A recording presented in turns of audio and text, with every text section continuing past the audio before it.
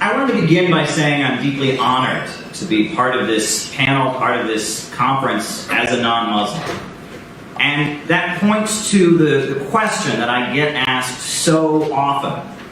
People ask me, they say, Caleb, you know, you're an American guy from Ohio, you're a Christian, you're a leftist, you're a socialist. Why do you talk so much about the situation in the Middle East, the plight of Shia Muslims, about Iran?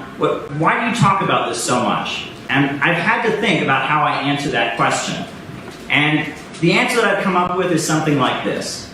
I tell the people who ask me this, I say, I want you to imagine that here in the United States of America, there was some kind of priest or preacher, and he was going around the United States and saying that he believed in not capitalism, but Christianity. And that he said that he was for the oppressed, and that his movement believed that all people were equal in the eyes of God, and that no racism could be tolerated, that no discrimination of any kind could be tolerated, and that his mass movement lifted up the most downtrodden people, and that he called for a war of poverty against wealth and mobilizing the poor for justice.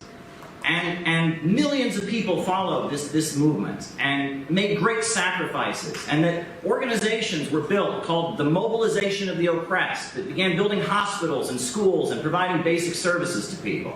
And I say to them, if such a movement was taking place in the United States, if you call yourself a progressive, if you call yourself a socialist, if you call yourself someone who is concerned about social justice, you would have to have something to do with that movement. Right? You might disagree with it on one point or another, but you would have to relate to it in some way. And I tell people that's what Imam Khomeini was in Iran, and that's what Sheikh Ibrahim Zakzaki is in Nigeria. And that's what